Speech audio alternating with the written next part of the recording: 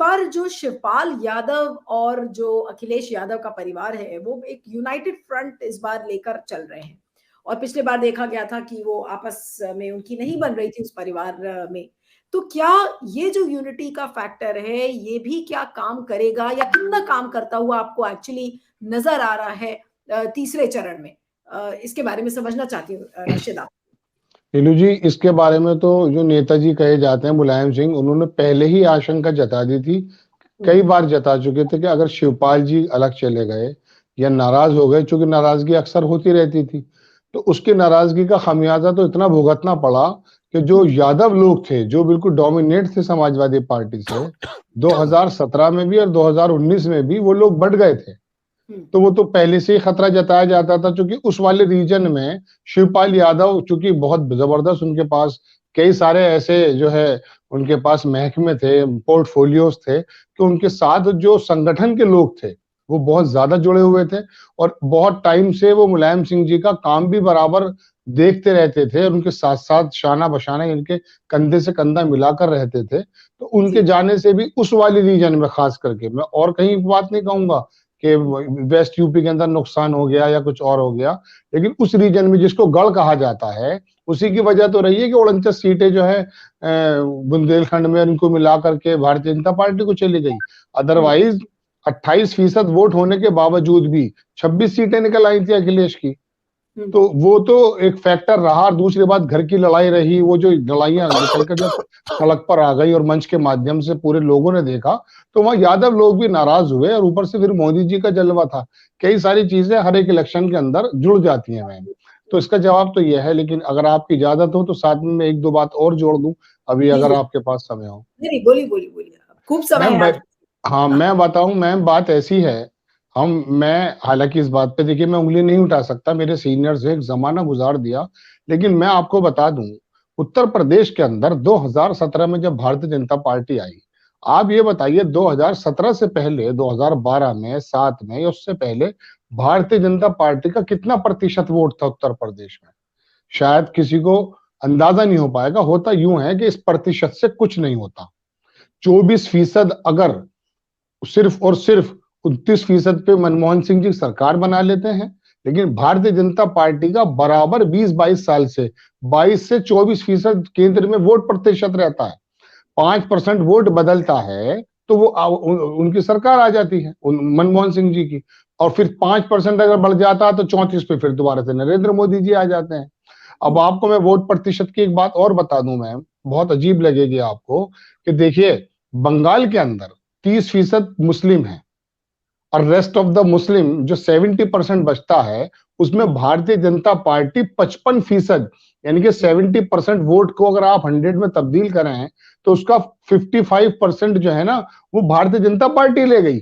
लेकिन आप ये बताइए जमीन पर सरकार किसकी बनी? जमीन पर सरकार बनी ममता दीदी की। अब आप ये देखिए केजरीवाल की पिछली सरकार के मुकाबले पहले 36% जो है भारतीय जनता पार्टी का जो है प्रतिशत था दिल्ली के अंदर, लेकिन इस बार तमाम बुरी तरह से हारने के बाद 39% हो जाता है। क्योंकि वहां पर कांग्रेस आई थोड़ी पीछे कदम हटा लेती है, तो फिर दोबारा से केजरीवाल जी 50 तक पहुंच जाते हैं। मेरी समझ में ये नहीं आता।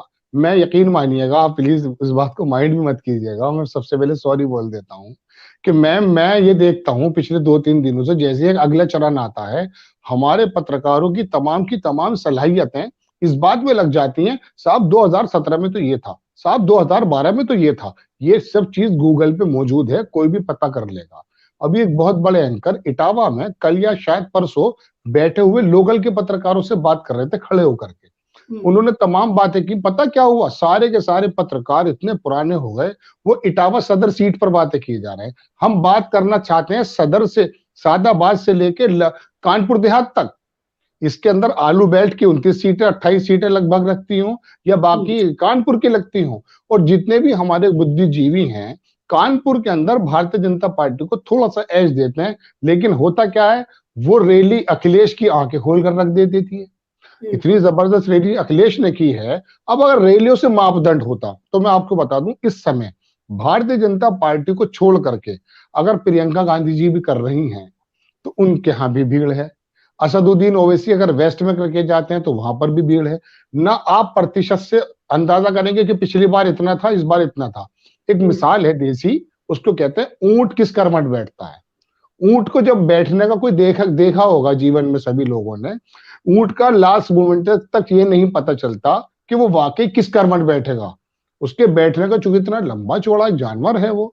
इसी तरह से मैं सच कहता हूं आपसे मैम, हमारा इलेक्शन जो है ना, इसके बारे में ये मिसाल इतनी अच्छी बैठी जाती है, लेकिन ये फिर भी रॉकेट साइंस नहीं है। देखिए 2014 को ले लीजिए, 17 को ले लीजिए मैम, या 19 को ले लीजिए, अमित शाह जी ने सबसे पहले, पहली बात तो ये वाली बात जो आती है कि 29%, 19% तो मुस्लिम, 20% जो है दलित। देखिए 1930 के बाद जब जातिगत गणना नहीं हुई है, मेरी 52% है दिल्ली के विश्वविद्यालय के प्रोफेसर के अनुरूप जो ओबीसी है वो 52% है, 55% बता देते हैं। एक आज तक से निकाले हुए एक पत्रकार हैं जो अपना चलाते हैं, वो कहते हैं 80% है हम। अब बताइए क्या कर सकते हैं। इसके बारे में इतनी आराम से अंदाजा लगा लेते हैं, जब आपकी बुनियादी पहली ईंट ही गलत होगी, इमारत पूरी तरह से सही नहीं बैठेगी। मुस्लिमों को 19% बता देते हैं। ये वजह यह है कि हमारी जो जाति, हमारी जो पार्टियां हैं, उन्होंने इसका अंदाजा किया हुआ है कि दरअसल ये लोग इतने, ये लोग इतने, ये लोग इतने। मैं आपको पहले भी अपने एपिसोड में बता चुका था कि देखिए आइडियोलॉजी से दो पार्टियां नहीं हटी थी। एक भारतीय जनता पार्टी अपनी आइडियोलॉजी पर अडिग है।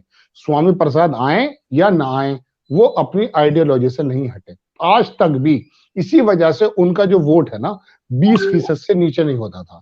मैं अपनी उत्तर प्रदेश के वेस्ट यूपी पे, उसमें थर्ड फेज पे आ जाता हूँ, बहुत सीधी सीधी सी बात पे, क्योंकि होता यूं कि हमारी बातों का दायरा भी दूर दूर चला जाता है। लेकिन चूंकि समय है तो मैं बता देता हूँ। देखिए 29 सीटें जो हैं ये, मैं अपनी बात को यहीं रोक करके अपनी बता देता हूँ। ये मुलायम सिंह अपने वक्त में ऐसे बदल दिया करते थे, 2 दिन रुका करते थे टावा और पूरा इलेक्शन बदल दिया करते थे।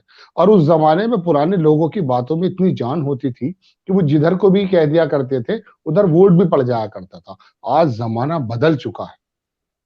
हर एक आदमी, आज जमाना ऐसा हो चुका है नीलू जी, मेरे जीवन में थोड़ी सी, मेरी ज्यादा लंबी चौड़ी उम्र नहीं है, बाल थोड़े कम हो गए हैं, लेकिन उसके बावजूद भी मैं बता दूंगा आपको कि मेरे जीवन में ऐसा इलेक्शन कभी नहीं हुआ कि विपक्षी कैंडिडेट आया हो और पत्थरबाजी शुरू हो गई हो। आज राजनीति बदल चुकी है। पहले कोई अगर विपक्षी दल का भी आता था, नमस्ते की जाती थी, आशीर्वाद भी दे दिया करते थे, वोट भले कहीं भी हो। लेकिन पिछले 10 वर्षों में, मैं बहुत साफ कह रहा हूं, भारतीय जनता पार्टी के, हालांकि काम तो पहले से चल रहा था, आने के बाद एक फर्क ये आया है वोटर्स में कि दूसरे विपक्षी कैंडिडेट को लाइका विलन, एक दुश्मन समझा जाने लगा। मैं फिर वहीं पर आ जाता हूं, अब स्थितियां बदली हुई हैं। हाँ, ये जो गढ़ कहा जाता है मुलायम सिंह जी का, इसमें कोई दो राय नहीं। आलू किसान के वालों के लिए मुलायम सिंह जी ने बहुत सारे काम किए अपने समाज के लिए। यादव बेल्ट मान लीजिए इसको यादव बेल्ट, अगर आप कानपुर से पहले पहले तक मानेंगे तो यादव बेल्ट है वो। यादव जमात के लिए बहुत कुछ किया, ये इल्जाम उनके ऊपर बिल्कुल सही और साफ है। तमाम थानों के अंदर दरोगा की जो तैनाती है वो यादव की हो जाती है। लेकिन एक बात मैं और जोड़ दूंगा आपको इसके साथ साथ, मुलायम सिंह पे जब एक बार आरोप लगा कि आप यादव समाज की बड़ी भर्ती करते हैं, तो उन्होंने इस बात का जो है आकलन कराया, तो कुर्मी समाज ज्यादा निकला जो ज्यादा दरोगाओं की और पुलिस की भर्ती में था। यादव समाज थोड़ा कम था। अपनी बात को समेटते हुए फिर आ जाता हूँ, क्योंकि सर आ गए, कि ये जो 29 सीटें हैं, ये वाकई इसमें जो है मुलायम सिंह का पुराना एक रूप रहा है। एंटी कम्बेंसी भी यहाँ पर असर पड़ती है। देखिए जहां मुस्लिम नहीं होता। लेकिन मैं दिनेश जी के पास अब जाऊंगी, एक लाइन में ये बताइएगा कि जो ये यादव बेल्ट है, इस यादव बेल्ट को समाजवादी पार्टी पूरी तरह से क्या कैप्चर कर पाएगा इस बार, जैसा कि लोग कह रहे हैं कि बीजेपी का सफाया देखेंगे यहाँ इस बेल्ट में।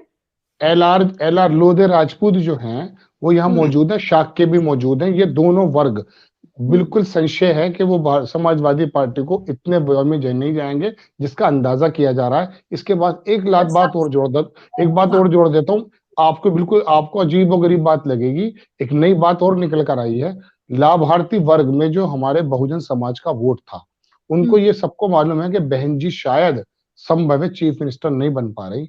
वो लाभार्थी वोट में आपको अंदर की दोनों फेज की बात बता रहा हूँ, क्योंकि बहुत ये बात बाद में निकल करके आई है।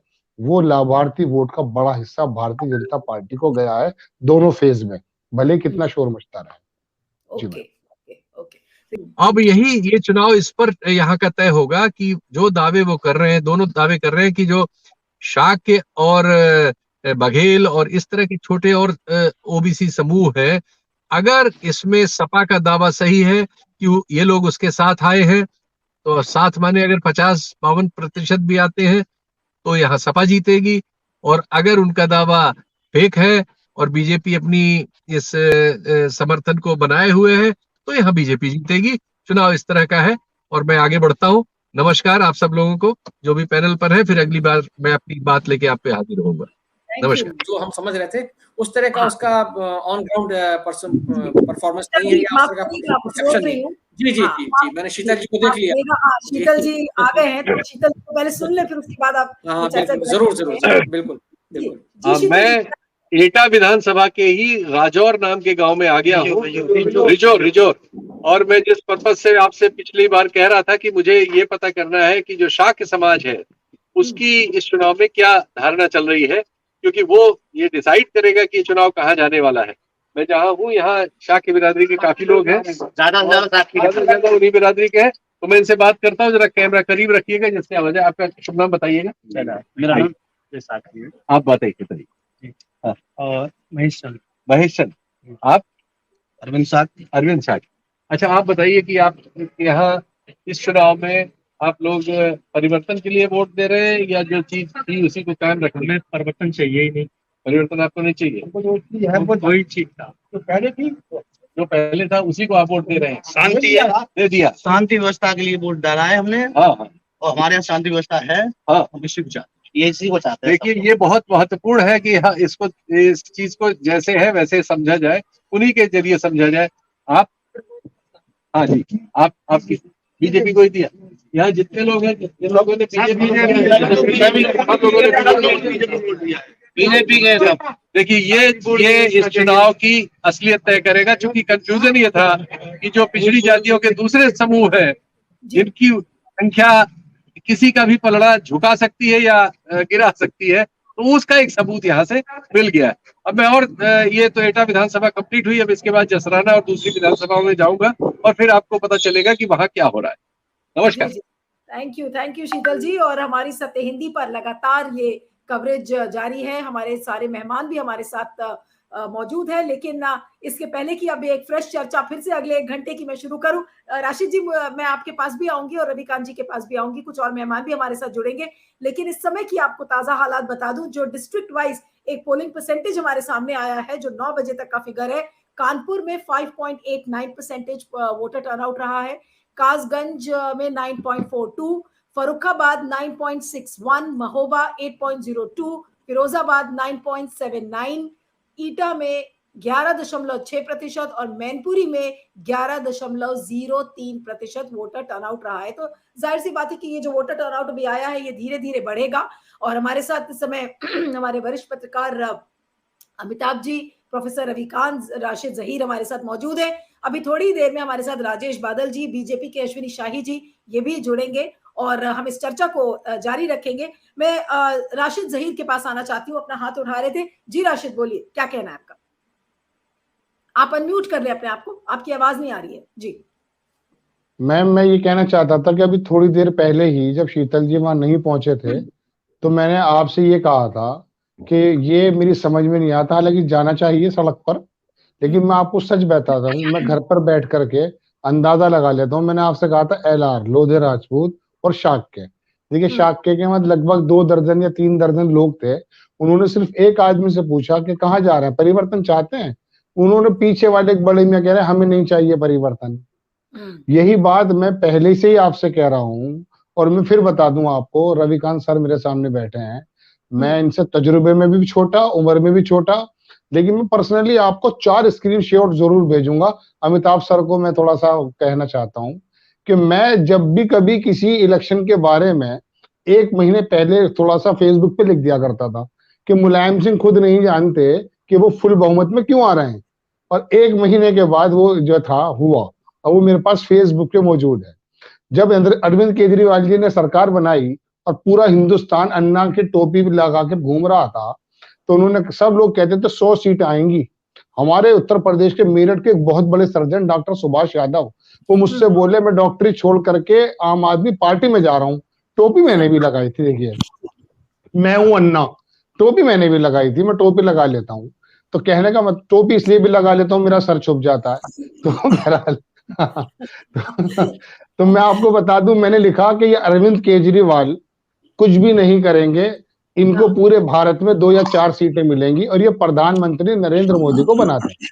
मैं डेट वाइज आपको डाटा दूंगा। ऐसे ही मैं आपको बता दूं, आपको मैं हमेशा से कहता हूं कि देखिए ये, हाँ अब मैं आ जाता हूं उस पर कि देखिए ये जो अंदाजे लगते हैं ना, ये बिल्कुल साफ सुथरे हैं, इसमें कोई रॉकेट साइंस नहीं है। हाँ थोड़ा सा डेंट, अभी शीतल जी जाएंगे, इसमें कोई दो राय नहीं, जो पीक पर है वो थोड़ा नीचे आएगा।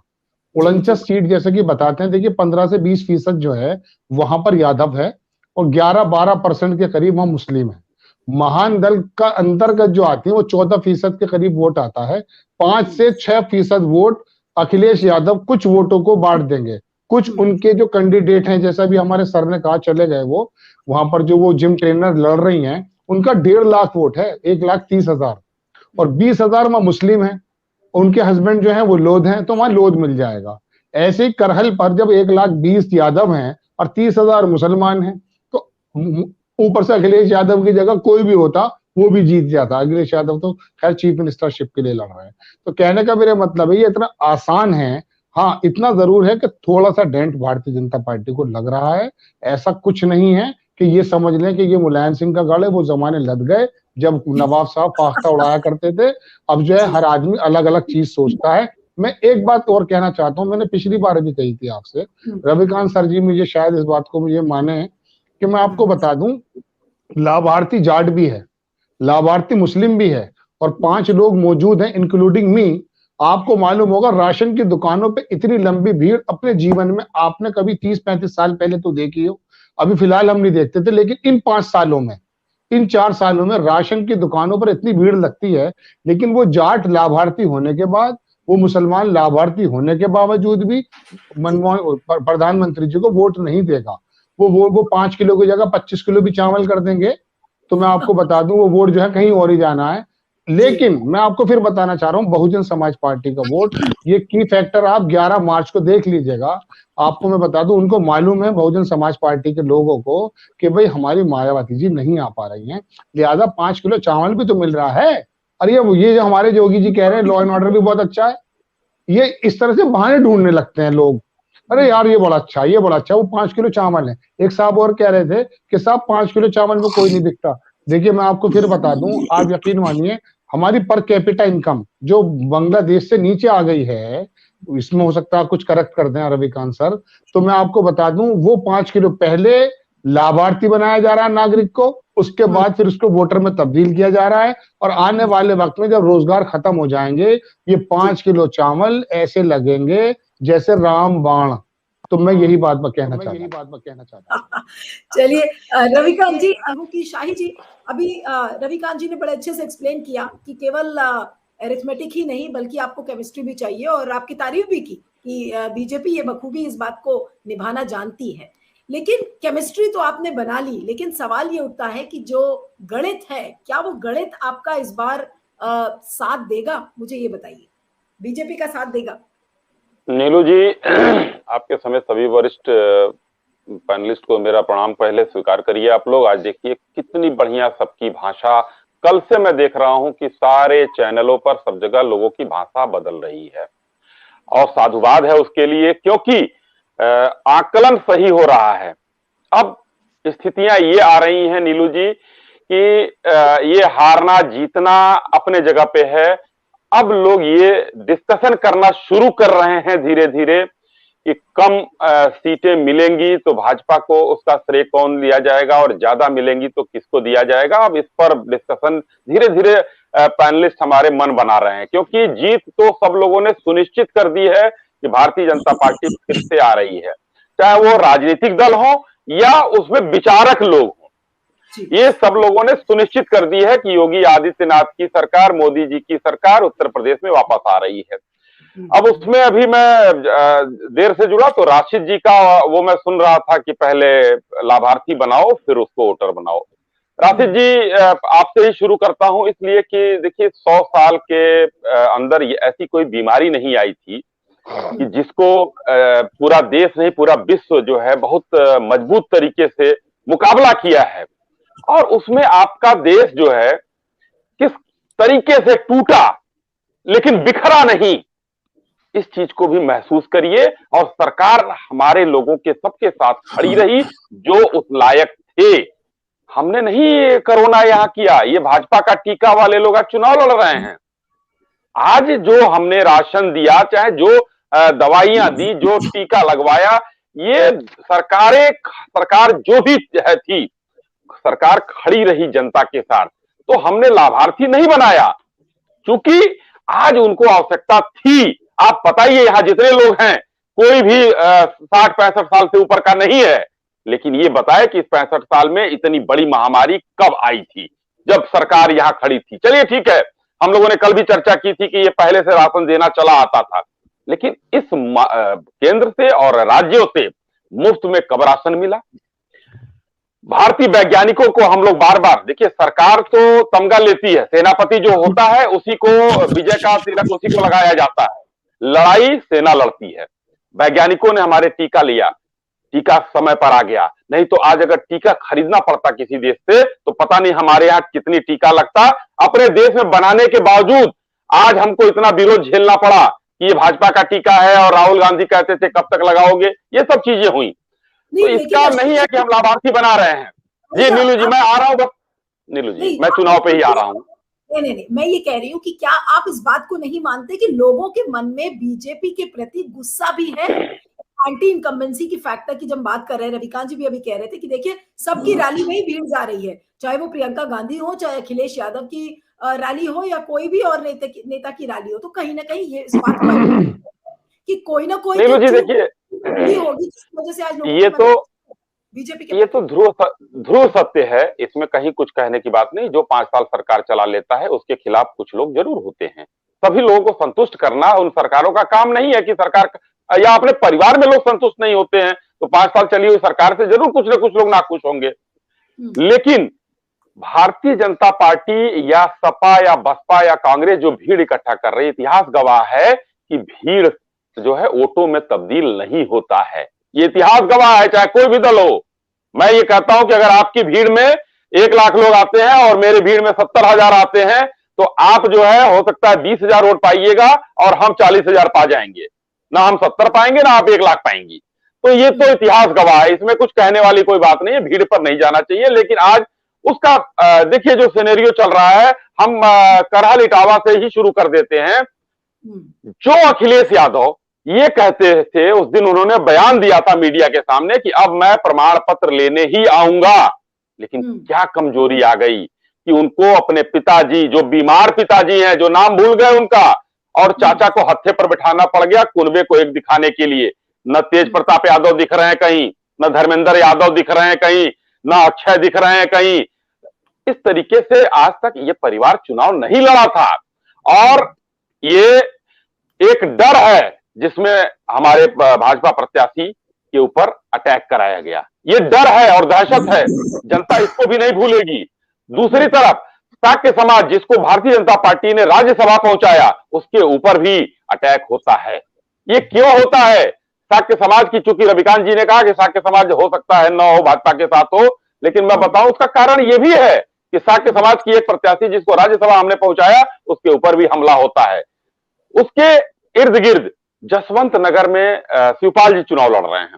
शिवपाल यादव जी कभी भी इतने निरीह नहीं दिखे जितना आज इस समय दिख रहे हैं, और अभी भी रामगोपाल जी उनसे दूरी बनाए हुए हैं, क्योंकि 100 सीटों पर प्रत्याशी घोषित करने वाला व्यक्ति जब एक सीट पर समेट कर रख दिया जाता है तो उसके 99 लोग की क्या प्रतिक्रिया होगी। देखिए, चुनाव एक जिंदा रखने के लिए लड़ाई होती है, नहीं होता है। जैसे मान लीजिए कि एक उदाहरण मैं आपको देता हूं, सुरेंद्र सिंह को भाजपा ने टिकट नहीं दिया। सुरेंद्र सिंह जी आज दूसरे दल से आके लड़ गए, क्योंकि जो राजनीति, मैं अपना ही उदाहरण दे रहा हूं, दूसरे का नहीं दे रहा हूं, क्योंकि राजनीति में अपने आप को जिंदा रखने के लिए चुनावी राजनीति से दूर नहीं होता है व्यक्ति। जो भी नेता होता है चुनावी राजनीति में रहता है, चाहे 2000 लोगों के साथ रहे, चाहे 2 लाख लोगों के साथ रहे। आज 99 लोगों की स्थिति क्या है, जबकि शिवपाल यादव जी घूम घूम कर ये कह रहे हैं कि हमको केंद्र में मंत्री बन जाना था, उस समय हमारे पास ऑफर रहा होगा, जो भी रहा, हम परिवार की वजह से हमने त्याग किया, और आज उनके बेटे कहाँ हैं? कहीं नहीं दिख रहे हैं। तो वो दर्द उनके चेहरे से झलक रहा है, उनकी वाणी से झलक रहा है, जो कि अखिलेश यादव एंड फैमिली के खिलाफ जा रहा है। अब चलते हैं थोड़ा बुंदेलखंड, थोड़ा सा समय 1 मिनट का और लूंगा मैं। बुंदेलखंड में हम लोगों ने जो सबसे ज्यादा स्थिति खराब थी पानी की, हमने कोशिश किया कि हर घर में जल दिया जाए नल से। कोशिश अभी जारी है। बुंदेलखंड एक्सप्रेसवे बनने के बाद जो नोड बनाया जा रहा है उस पर हमने मैन्युफैक्चरिंग यूनिट लगाने की बात की, जहां से बुंदेलखंड का पलायन होता था, किसानों का जो खेतों में पपड़ियां पड़ जाती थी, रोजगार नहीं होते थे, उनके लिए वहां पर कम से कम रोजगार पैदा हो सके। ये भारतीय जनता पार्टी का एक प्रयास है। पिछली बार भी जनता ने हमको वोट दिया, इस बार भी वहां स्थिति, हाँ मैं ये जरूर कहूंगा निष्पक्षता से कि वहां पर 2-3 सीटों पर हमसे बहुत बढ़िया तरीके से बीएसपी लड़ रही है, इसमें कोई वो नहीं है। अब वो जीते हारे कौन मैं नहीं जानता, लेकिन बीएसपी लड़ रही है, बीएसपी भी वहां पर है। लेकिन इस इधर के मोदी कुछ ना कुछ दिखती है बीएसपी के साथ, क्यों, इसका कारण क्या है सर? नहीं, जो लड़ रहा, देखिए मैं बहुत साफगोई से नीलू जी कोई बात कहता हूं चैनल पर, भारतीय जनता पार्टी का प्रतिनिधि हूं, लेकिन उसके अलावा जो सच्चाई है उसको स्वीकारने में कोई बुराई नहीं है। अब मैं कानपुर की सीट पर आता हूं, महाराजपुर की सीट है, हमारे महाना जी लड़ रहे हैं। अब महाना जी चाहे वो मुस्लिम के घर जाए चाहे हिंदू के घर जाए, उनके लिए जाति कुछ है ही नहीं है। उनको तो मुस्लिम भी वोट करते हैं, चाहे मुस्लिम के यहाँ खतना हो या हिंदू के यहाँ मुंडन हो, वो सब जगह पहुंचे रहते हैं। मंत्री होते हुए भी, उद्योग मंत्री होते हुए भी उनकी इतनी लोकप्रियता है कि वहां पर सारे जाति धर्म के बंधन टूट जाते हैं। तो इस तरीके के भी प्रत्याशी हैं भारतीय जनता पार्टी के पास, जो जनता के द्वारा जो है इस समय बहुत बेहतर तरीके से लड़ाए जा रहे हैं। भारतीय जनता पार्टी अब धीरे धीरे जो आने वाला हमारा जितने भी चरण हैं, इन चरणों में आप देखिएगा इस समय हम लोग बहुत मतलब निरंतर जो है बेहतरी की तरफ जा रहे हैं। पहला चरण हमारा बहुत शानदार गया, दूसरे चरण में हमने बैलेंस किया, अब हमारा जो है ग्राफ सीधा ऊपर उठता चला जा रहा है। अब कहीं कोई हमारे पीछे भी नहीं है, दूर दूर तक वास्ता नहीं है नीलू जी। चलिए, आपका कॉन्सेप्ट जी से ही जुड़ा हुआ है, आप जब बोलते हैं बहुत जबरदस्त है भाई। वो तो ग्राउंड रिपोर्ट दिखा रहे हैं, वो ग्राउंड रिपोर्ट दिखा रहे हैं, तो उसका महत्व सबसे ज्यादा है। आज आपकी कोई टेलीपैथी भी है, जब आप बोलते हैं तुरंत शीतल जी जुड़ते हैं। नहीं, बहुत अच्छा है। शीतल जी बताएं हम लोगों को कि ग्राउंड के क्या हालचाल है वहाँ।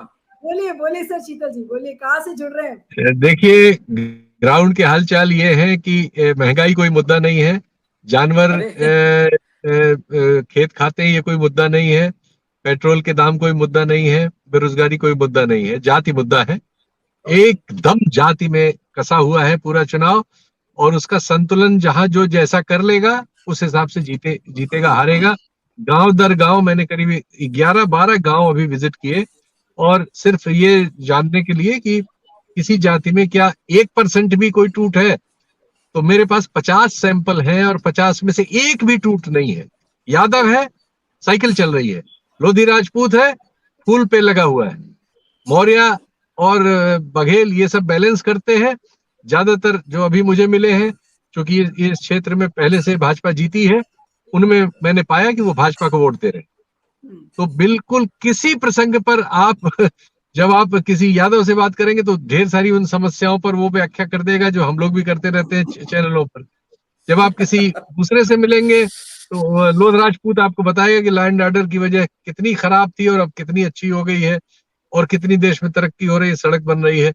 तो बिल्कुल जो स्टूडियोज में आर्गुमेंट होते हैं बिल्कुल वैसे एकदम मतलब फिक्स है मामला। अब सिर्फ इस पर निर्भर करेगा, हर जगह ये शिकायत आ रही है, अगर ये सच है तो फिर एक बड़ा वो मामला होगा कि जहां जहां सपा के फड़ है वो ये हर जगह कह रहे हैं कि हमारे 1-2%, 3% वोट कट गए हैं। कुछ जगह वो दिखाने भी लगे, इनका फोटो ले लीजिए, इनका वोट कट गया, ये वगैरह वगैरह। तो खराब होने की शिकायतें भी आ रही हैं बहुत ज्यादा। हाँ, हो सकती, ये तो आती है हर चुनाव में, ईवीएम की शिकायतें आती है, थोड़ी बहुत तो मशीनें हैं हो जाती है, लेकिन ओवरऑल शांतिपूर्ण मतदान हो रहा है। अपनी अपनी जातियों में सब नत्थी हैं, जहां संतुलन होगा जातियों के उसका।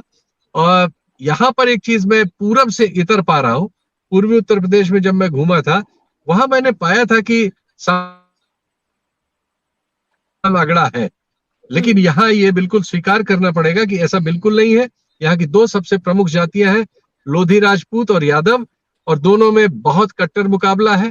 दोनों में एक भाजपा के साथ है और एक सपा के साथ है, और जो बाकी छोटी छोटी दूसरी जातियां हैं उनको जोड़े रखने की से नतीजा तय होगा। और निश्चित शीतल जी का सिग्नल कट गया है, वो ट्रैवल कर रहे हैं एक गांव से दूसरे। मैं संजय शर्मा के पास आऊंगी, एडिटर इन चीफ है 4 PM न्यूज के। संजय जी, क्या आकलन है जो अभी शीतल जी कह रहे थे कि किस तरह से जातियां बिल्कुल नत्थी हैं और कोई भी वोट ऐसा लग रहा है कि छिटक नहीं रहा है। यादव है तो वो साइकिल को वोट दे रहा है, बाकी जो है वो जो कमिटेड वोट बैंक जिसको हम कहते हैं एक तरीके से, वो नजर आ रहा है इस समय। क्या सिनारियो लग रहा है आपको तीसरे फेज में? नीलू जी, हम तो पिछले 6-7 महीने से कंटिन्यू ये बात कह रहे थे कि दो मुद्दों पे चुनाव हो रहा है। भारतीय जनता पार्टी चाहती है कि किसी भी रूप में ये चुनाव धर्म के मुद्दे पे हो जाए, तो आग लगा दूंगा, गर्मी निकाल दूंगा, शिमला बना दूंगा, हिंदू मुसलमान, भारत पाकिस्तान, तालिबान, दाढ़ी, छोटा पजामा, सारा इस्तेमाल हो गया। और समाजवादी पार्टी गठबंधन पूरी तरह चाहता था कि ये चुनाव जाति के मुद्दे पर हो जाए। चुनाव बहुत हद तक अगड़ा बनाम पिछड़ा करने में गठबंधन कामयाब रहा। जो पिछड़ा वर्ग अमित शाह जी ने और मोदी जी ने खड़ा किया था बड़ी मेहनत से 2014 में, 2019 में, योगी जी के ठाकुरवाद ने उस पर पानी फेर दिया। गांव-गांव में अगड़ा बनाम पिछड़ा की लड़ाई खड़ी हुई। पिछड़ों का एक बड़ा वोट बैंक जो 2014 में, 17 में, 19 में था, उसमें कहीं ना कहीं दरार आई। पश्चिमी उत्तर प्रदेश से जो हवा बहनी शुरू हुई, उसका असर दूसरे चरण में बहुत देखने को मिला और तीसरे चरण में भी कई जिलों से रिपोर्ट आ रही है कि वो गठबंधन का प्रभाव इस मायने से दिख रहा है कि जो जातियां पहले सामूहिक रूप से पिछड़ी और अति पिछड़ी, इसमें से यादव माइनस कर दीजिए तो बीजेपी के साथ खड़ी थी।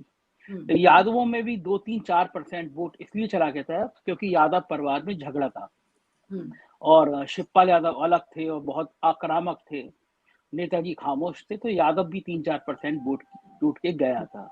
लेकिन निर्विवाद रूप से इस चुनाव में अखिलेश यादव ने पिछड़ी जातियों की गोलबंदी बहुत मजबूत ढंग से खड़ी की है और चुनाव किसी भी कीमत पे, मैं पहली बार देख रहा हूँ कि किसी भी बीजेपी की जो फेंकी हुई गुगली थी उसपे कहीं टच करने की, बैटिंग करने की कोशिश ही नहीं करी है। जिन्ना का बयान जरूर आ गया था, उसके बाद जितने बयान थे पूरी समाजवादी पार्टी के प्रवक्ताओं से कह दिया गया था कि किसी भी कीमत पे हिंदू मुसलमान पे एक शब्द बोलना ही नहीं है। तो जितने आतंकवादी मारे गए, उनको आजमगढ़ गए थे और उनके परिवार आतंकवाद थे, इस तरह के जितने बयान आए, सपा ने किसी का खंडन भी नहीं किया। उनको पता था कि अगर इस पिच पे फंसे तो पत्ते पिट जाएंगे। तो ये जो पिछड़ी जाति जो शीतल जी बता रहे हैं, लोध राजपूत कल्याण सिंह का इलाका, बदायूं में, आंवला में, बरेली में, ये पूरा एक लोध जाति काफी है और कल्याण सिंह के टाइम से लोध जाति बीजेपी के साथ जुड़ी हुई है। राजवीर जी के बेटे की नाराजगी सामने आई थी, लेकिन लोध जाति आमतौर पर एटा में, अलीगढ़ वाले हिस्से में लोध जाति बीजेपी के साथ रहती है। लेकिन मैं देख रहा हूँ कि बाकी पिछड़ी जातियों में अंतर पड़ा है, काफी बड़ा अंतर पड़ा है। वो जो अंतर है वो बीजेपी को परेशान तो स्वाभाविक करेगा। और जो अश्विनी जी कह रहे हैं कि हमारा पहला दूसरा चरण बहुत अच्छा हुआ, लेकिन संजय ये बीजेपी को परेशान करेगा, लेकिन क्या ये चीजें बीजेपी के लिए खराब भी करता हुआ नजर आ रहा है आपको किसी एंगल से? ऑफ कोर्स जो पहले और दूसरे चरण में हम सभी ने देखा, और अश्विनी जी कह रहे थे हमारा पहला दूसरा चरण बहुत अच्छा हुआ, तो मुझे लग रहा था कि सरस्वती जी कभी कभी जवान पे बैठ जाती है। तो अगर पहला और दूसरा चरण अच्छा हुआ तो तीसरे चौथे सातवें चरण तक अश्विनी जी की पार्टी को थोड़ी सी परेशानी हो सकती है, क्योंकि पहले और दूसरा चरण बहुत खराब किया है बीजेपी ने, खराब हुआ है। क्योंकि देखिए वो जो पिच है ना, अगर वो पिच पे अगर खेलता कोई भी ना, तो नो डाउट कोई उसका कोई मास्टर प्रो का जवाब नहीं। लेकिन लगातार कानपुर के रोड शो में अमित शाह जी को गुस्सा आ जाना कि कबाड़ा कर दिया तुम लोगों ने, स्मृति ईरानी कानपुर में रोड शो 5 मिनट में छोड़ के चली गई, गुस्सा आ गया। लखीमपुर में प्रधानमंत्री जी की रैली नहीं हो पा रही है, किसान गुस्से में। अचानक तीसरे चरण के से पहले मंत्री बेटे का सम्मान पूर्वक जेल से बाहर आ जाना, जमानत हो जाना, टेनी महाराज जी की चर्चा हो जाना, तो ये सब चीजें जो एक 2-3-4% सामान्य बौद्धिक आदमी है उसके मन में भी ये आता है कि यार ये हो क्या रहा है, मतलब आप डेमोक्रेटिक तरीके से कैसे कर रहे हैं। अब ज्यादा बातें तो मैं कर रहा था तो मेरा चैनल ही कल बंद करा दिया गया, तो मैंने उसकी पुलिस में FIR कराई कि 4 PM चैनल ही बंद है, क्या आप अपनी जवान ज्यादा खोल रहे हैं, तो चैनल ही बंद हो गया। तो ये जो जवान बंद करने का खेल है, ये सब भी कहीं ना कहीं, ये सब भी कहीं ना कहीं पड़ता है। आपने 5 सालों में 300 से ज्यादा पत्रकारों पे FIR कराई उत्तर प्रदेश में, ह्यूमन राइट का है। एंड टाइम पे सुप्रीम कोर्ट कह रहा है कि जो योगी जी मंचों से कहते थे कि दंगा करने वालों की वसूली हो गई, पोस्टर लग गए, अब उन सब दंगा करने वालों से सॉरी बोलते हुए नोटिस वापस किए जा रहे हैं, जो रिकवरी हुई थी वो पैसे वापस किए जा रहे हैं। तो वो एक चीज तो मैसेज हो गया कि कहीं ना कहीं ये साफ हो गया कि आप कानून का तो उल्लंघन कर ही रहे थे। तो गांव के तबके में बहुत जागरूक है वो। 90 साल का जो आदमी लाठी लेके बैठा है, मैं फिर कहूंगा जब विजिट आएंगे, एक सबसे बड़ा मुद्दा जो मैं कह सकता हूँ 100-150 गाँव में घुमा हूं मैं, सबसे बड़ा मुद्दा जो है इस बार जो है वो बनने वाला है वो आवारा पशु। मतलब मैंने इतनी नाराजगी किसी चुनाव में 2014, 17, 19 मैंने कभी नहीं देखी। आवारा पशु बहुत बड़ा मुद्दा है। प्रधानमंत्री जी को कहना पड़ गया 3 दिन पहले, उन्होंने सभा में कहा कि ये जो पशु हैं जो दूध नहीं देती हैं, 10 मार्च को जब हमारी सरकार आएगी तो हम इसका भी निदान देखेंगे। जाहिर है कि अब लोग पूछ रहे हैं कि आप 10 मार्च को देखेंगे, 5 साल से आपने क्यों नहीं देखा। तो गांव में जो माहौल है वो बहुत अच्छा नहीं है इस चरण में। कानपुर में कल हमारी डिबेट में अजय शुक्ला जी थे, राष्ट्रपति जी के घर के पड़ोस में रहती हैं, सीनियर जर्नलिस्ट हैं, तो वो कानपुर का हालात बता रहे थे कि कानपुर में भी जो बिल्कुल एक सिर्फ बता रहे थे वहां पे एक रोड शो के बाद अखिलेश के बहुत अंतर आ गया है। तो जाहिर है यही तीसरा चरण था जिससे बहुत उम्मीद थी, बुंदेलखंड से उम्मीद थी बीजेपी को, लेकिन बुंदेलखंड की 19 की 19 सीटें जीती थी। महोबा और झांसी के नतीजे बता रहे हैं कि काफी डेंट पड़ गया है बीजेपी को बुंदेलखंड में भी। तो रास्ता आसान नहीं है, रास्ता बहुत मुश्किल है। मैं कुछ जिले गिना सकता हूँ, आजमगढ़ है, गाजीपुर है, अंबेडकर नगर है, जौनपुर है, जहाँ पे लोग बता रहे हैं कि बीजेपी को बहुत बड़ा संघर्ष करना पड़ेगा। तो जाहिर है बहुत मुश्किलें हैं भारतीय जनता पार्टी के लिए, आसान नहीं है ये चुनाव में। दूसरा बात, बीजेपी का वर्कर जो है वो बड़ा मायूस है। समाजवादी पार्टी का वर्कर बड़ा उत्साह में है कि भैया जी की सरकार आ जाएगी, मतलब हमारी आ जाएगी। बीजेपी का वर्कर डर रहा है कि अगर इनकी सरकार आ जाएगी तो 5 साल तक फिर काम नहीं होंगे। इनके विधायक विचारों के रोते रहते थे कि दरोगा का तबादला नहीं करा पाते थे, चिट्ठियां लिखा करते थे। और नीरू जी, जो कोरोना काल चल रहा था, हरदोई के विधायक जी थे, एक दिन मुझे पता चला कि उनके बेटे की लखनऊ के एक अस्पताल में ऑक्सीजन ना मिल पाने के कारण डेथ हो गई। वो लखनऊ में परेशान रहे और उनकी FIR नहीं लिखी गई। मुझे पता चला हरदोई के गांव में, तो मैंने वहीं से उनका लाइव किया। उन्होंने विधायक जी रो पड़े, टीवी शो में रो पड़े कि मेरे बेटे की मौत हो गई है और पुलिस मेरी FIR नहीं लिख रही है। और जब बीजेपी का विधायक रोते हुए मुझसे कह रहा है लाइव चल रहा है, तो ऑफ कोर्स एक रिएक्शन तो बहुत होता ही होता है। शाम को उनको मेरे दफ्तर में आना था, मैंने 7 बजे फोन किया, विधायक जी कहाँ तक पहुंचे, मैं आपके संग चलता हूँ, पुलिस में आपकी मदद करूंगा। विधायक जी ने कहा भैया कुछ कहिए मत, मुख्यमंत्री जी के यहाँ से फोन आया, बहुत नाराज थे और कह रहे थे मैं तुम्हारा सब इंतजाम कर दूंगा, किसी अखबार वाले को किसी को बताना नहीं है। तो आप व्यवस्थाओं की हाल देखिए कि बीजेपी की रूलिंग पार्टी का सत्ताधारी विधायक, उसका अपना बेटा मर गया और वो FIR नहीं करा पा रहा लापरवाही की। संतोष गंगवार को चिट्ठी लिखनी पड़ गई, ब्रजेश पाठक को चिट्ठी लिखनी पड़ गई कि हम हमारी कुछ सुन नहीं रहा, अफसर सुन नहीं रहे। नौकरशाही योगी जी के ऊपर बहुत हावी हो गई 5 सालों में, और मुझे कहने में कोई संकोच नहीं है, पूरी सरकार अगर को कुछ नुकसान होता है तो उसका सबसे बड़ा कारण ब्यूरोक्रेट होंगे, जिसकी वजह से बीजेपी का कार्यकर्ता बहुत निराश, बहुत उदास होकर अपने घर में बैठ गया। वो उतना मतदान नहीं कर रहा। मुजफ्फरनगर के सीनियर जर्नलिस्ट हैं, वो मेरे सामने शीट लेके बैठे थे उससे, वो बता रहे थे कि एक उनका बूथ कपिल देव अग्रवाल का, राशिद भाई और अच्छा बता देंगे, कपिल देव अग्रवाल का बूथ था मुजफ्फरनगर में जहाँ उनका घर है, वहाँ पिछली बार 430 वोट पड़े थे कपिल देव अग्रवाल को, वहाँ पोलिंग ही 400 हुई है। ऐसी तमाम जगह मुझे मेरी सूचना में आई है जहाँ बीजेपी के गढ़ है, बूथ हैं, लेकिन वहाँ का बूथ का परसेंटेज, वो पोलिंग परसेंटेज 30%, 35% हो रहा है। ये कारण बता रहा है कि बीजेपी के कार्यकर्ताओं में कहीं ना कहीं मायूसी है। संघ प्रमुख का जो बयान बहुत ज्यादा चर्चा में आया था, जिसमें उन्होंने, मोहन भागवत जी ने कहा था कि लोगों को ज्यादा उत्साह करने की, वोटिंग ज्यादा करने की, उसका कारण सिर्फ यही है कि बीजेपी के कार्यकर्ताओं ने 5 साल तक बड़ा अपमान झेला है। एक बड़ा सीनियर नेता मुझसे आके कह रहा था कि हमारी बस केवल हमारे खिलाफ हम बंदी नहीं हुए, पुलिस ने डांटा ही नहीं हमें, बाकी सब कर्म हो गए। वो बहुत ज्यादा नुकसान हुआ है, इसमें कोई भी शक नहीं है, कोई शक नहीं है। और शायद नौकरशाही अगर नहीं ऐसा करती तो इतना नुकसान नहीं हो पाता। तो बहुत मुश्किल है ये तीसरा चरण बीजेपी के लिए, आसान बिल्कुल भी नहीं है। ओके, आपने तो बड़ा अच्छे से सब कुछ समेट दिया। मैं अश्विनी जी से पूछूंगी, लेकिन बीच में राशिद जी अपना हाथ उठा रहे थे, तो राशिद जी भी बोल रहे। मुझे आपकी आवाज नहीं आ रही नीरू जी, शायद मुझे दोबारा डिस्कनेक्ट करना पड़ेगा, आवाज नहीं आ रही। अच्छा, ओके। हाँ राशिद जी, आप उस समय हाथ उठा रहे थे जब वो बोल रहे थे, तो बताइए क्या कह रहे थे आप उस समय? फिर मैम एक्चुअली हाँ, मैं तो अश्विनी सर से ये पूछना चाह रहा था कि सर ने कहा कि भीड़ या प्रदर्शन जो होते हैं रैलियों में, इससे कोई फर्क नहीं पड़ता। तो मेरी समझ में नहीं आता, अगर फर्क नहीं पड़ता तो फिर फोटोशूट क्यों कराना पड़ता भीड़ का? योगी जी पर एक आरोप है।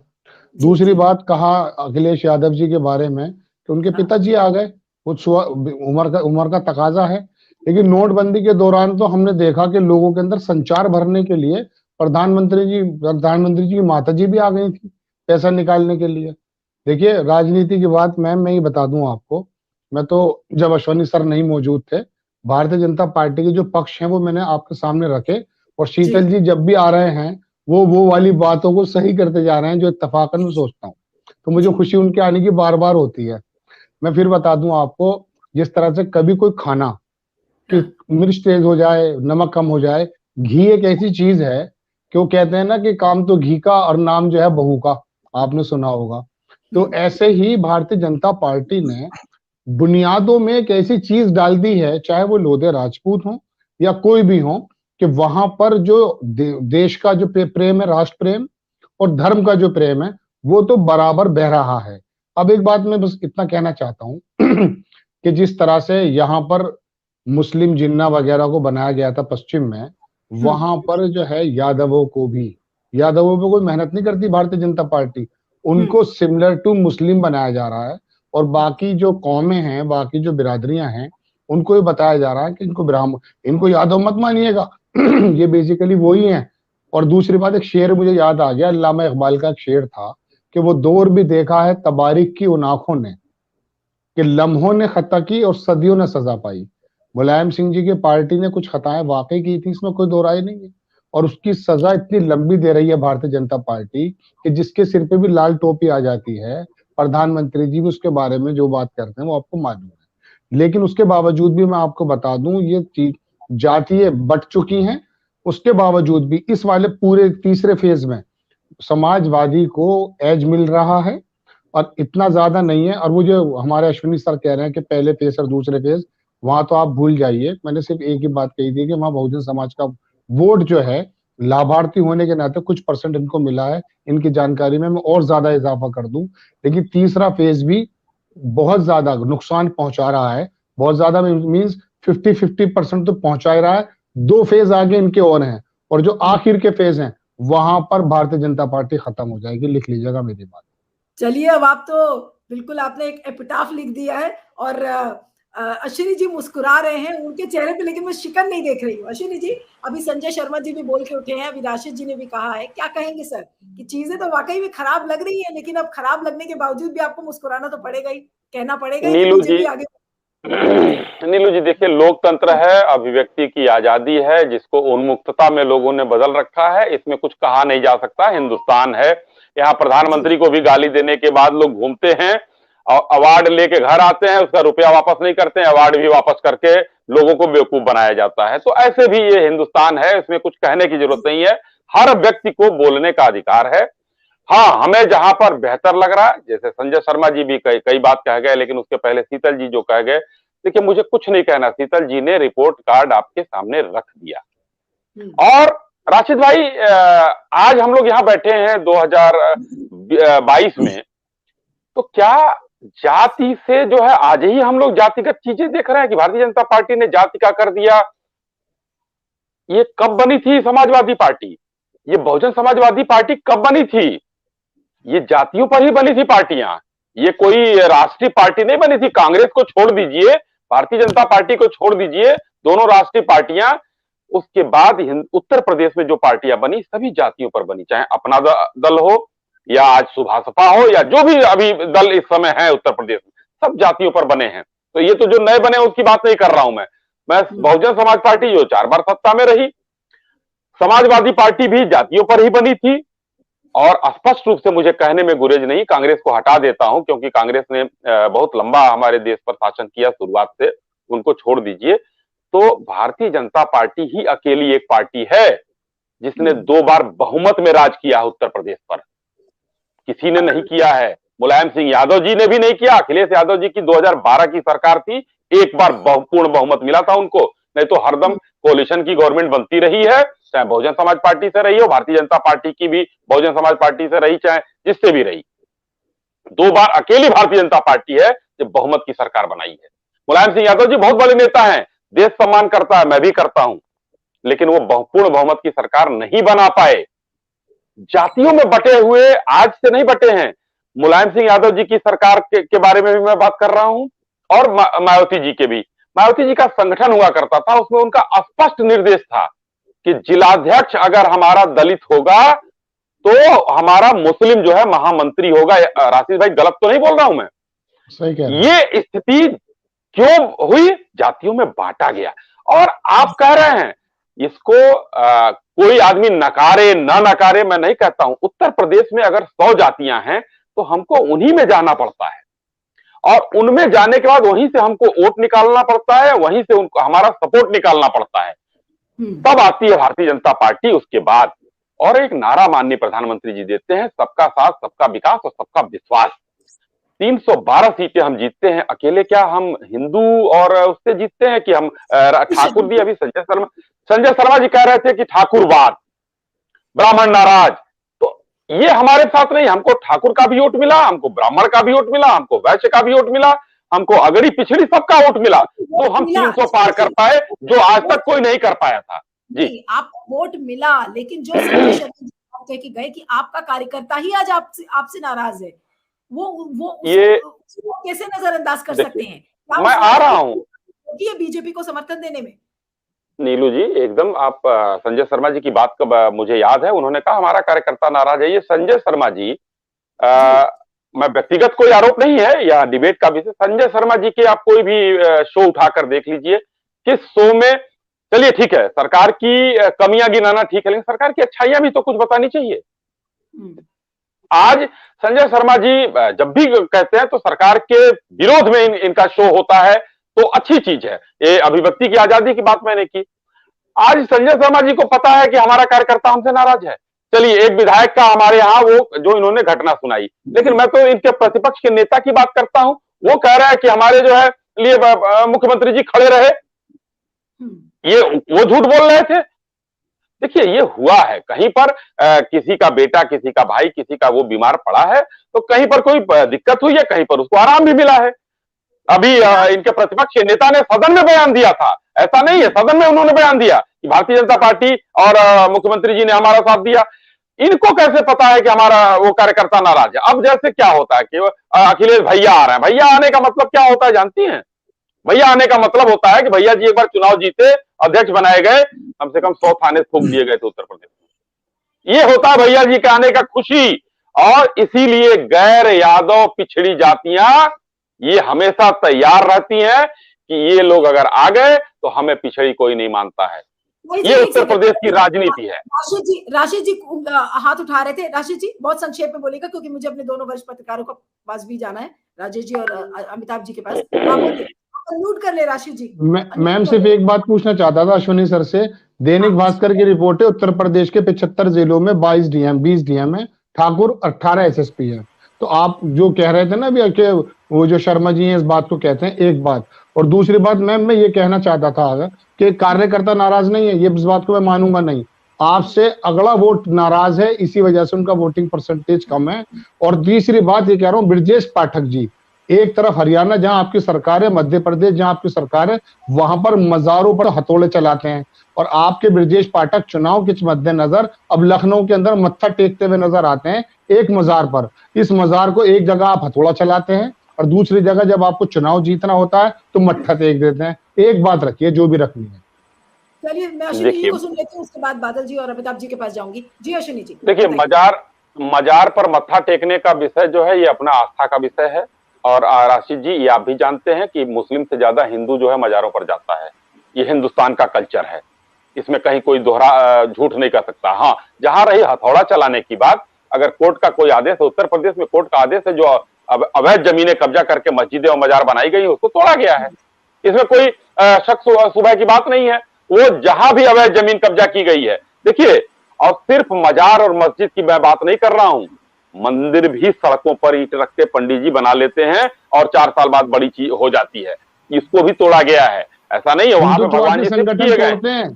हाई कोर्ट के आदेश पुलिस को हैं, हिंदुत्ववादी संगठनों को नहीं। उत्तर प्रदेश में तो पुलिस ने तोड़ा है। मैं उत्तर प्रदेश की बात कर रहा हूँ, उत्तर प्रदेश में पुलिस ने तोड़ा। हरियाणा मध्य प्रदेश की बात की आपसे। हरियाणा मध्य प्रदेश में देखिए, हरियाणा मध्य प्रदेश में अगर उन्होंने किया है तो वहां की क्या स्थिति होगी मुझे नहीं पता।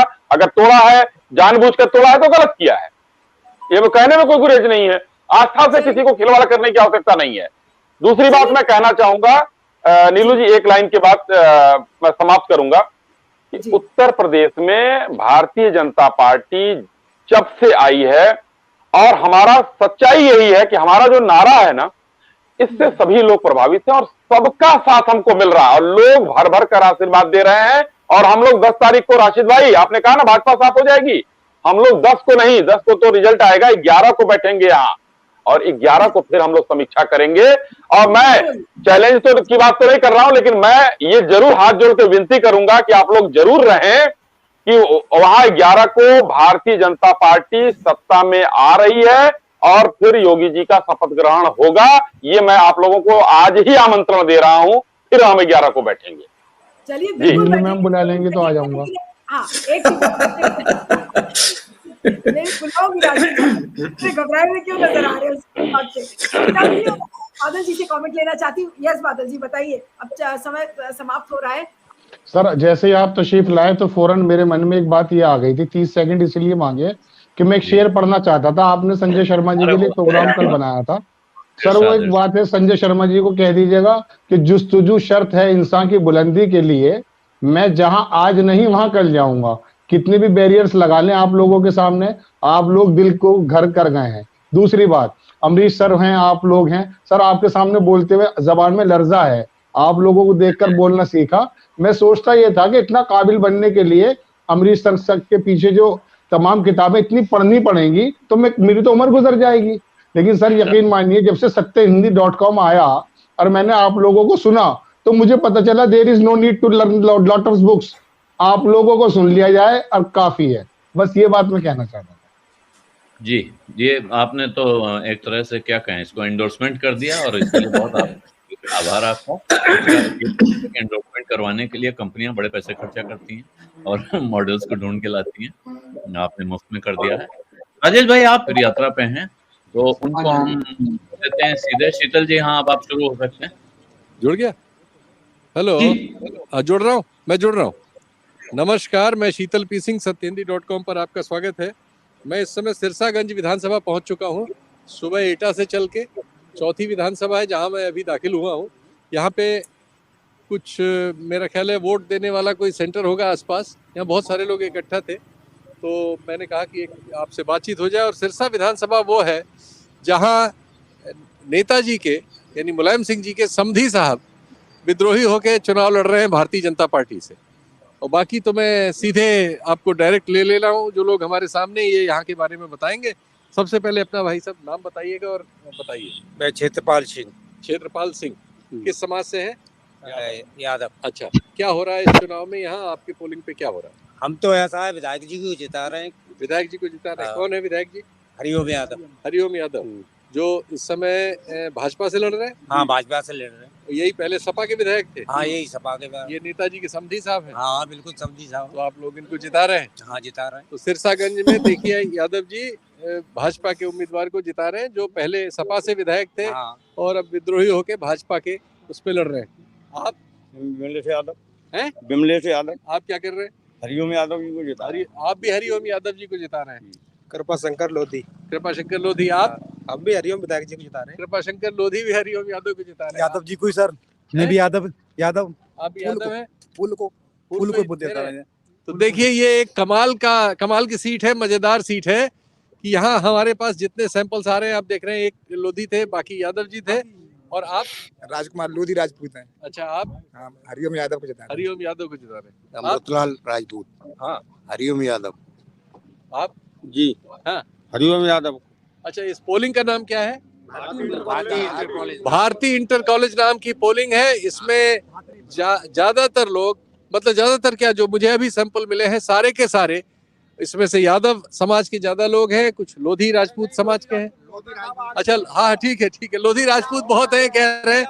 तो ये लोग भाजपा के उम्मीदवार जो इसके ठीक पहले सपा के विधायक थे और 2017 में विधायक बने थे, उस समय जब लहर थी भाजपा की, लेकिन टिकट डिस्ट्रीब्यूशन की अपनी जो भी कमियां रही हो, उसकी एक कमी आपको यहाँ नजर आती है। और ये समझ में आता है कि जब आप टिकटों के डिस्ट्रीब्यूशन में गलतियां करते हैं तो उन गलतियों की सजा मिल भी जाती है। देखिए एक और सज्जन आए, इनसे भी बात कर ले। क्या शुभ नाम आपका? मेरा नाम उदयवीर सिंह नाम है। उदयवीर सिंह जी यादव जी है? नहीं, लोधी राजपूत। लोधी राजपूत है। किसको जिता रहे? हरिओम यादव को। हरिओम यादव, भारतीय जनता पार्टी जी। अच्छा ये बताएं कि ये ये फिरोजाबाद में आता है ना, फिरोजाबाद जिले की बाकी सीटों पे क्या हो रहा है?